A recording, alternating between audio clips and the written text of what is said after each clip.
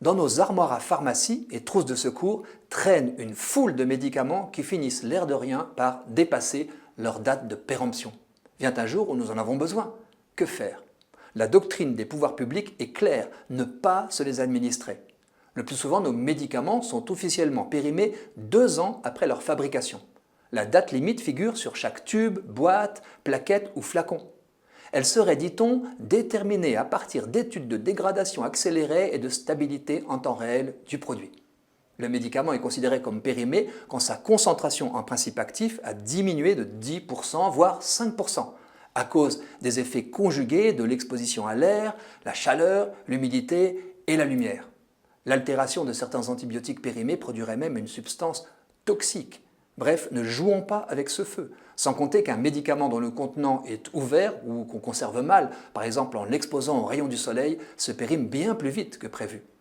Rappelons que ces produits sensibles ne sont pas à jeter, car leurs propriétés se répandraient alors dans la nature.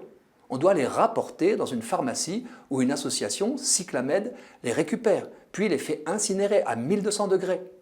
On estime que 50% des médicaments périmés empruntent cette filière, les autres finissant à la poubelle ou dans les égouts. On retrouve leurs traces dans les cours d'eau, les nappes phréatiques et les résidus boueux des stations d'épuration utilisés comme engrais. Voilà le principe et sa demi-mise en œuvre. Il reste une question. Un médicament officiellement périmé est-il vraiment inefficace? L'association de consommateurs UFC Que Choisir vient de divulguer sa réponse. Pas du tout. Les industriels de la pharmacie sont visiblement suspectés de profiter du systématisme de leur date de péremption pour nous pousser à la consommation, quitte à encourager le gaspillage. Les résultats de la récente enquête de l'UFC sont en effet sans appel. Que Choisir explique avoir, je cite, « récolté auprès de consommateurs, puis fait analyser en juin 2024 par un laboratoire spécialisé 20 comprimés, gélules ou sachets de paracétamol, périmés entre 1992 et 2023, et 10 ibuprofène, périmés entre 2015 et mars 2024.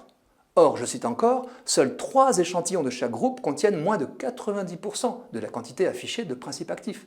Les pires résultats, 84% pour le paracétamol, 82% pour l'ibuprofène.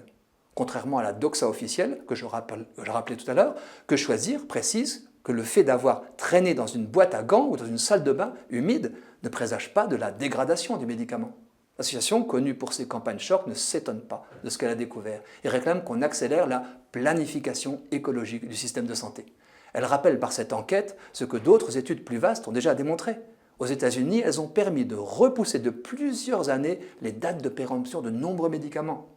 La pénurie de paracétamol rencontrée en 2023 ajoute un parfum de scandale à ce constat du gaspillage géant de précieuses ressources de santé. Que de nombreux produits périmés ne le soient pas peut devenir une bonne nouvelle.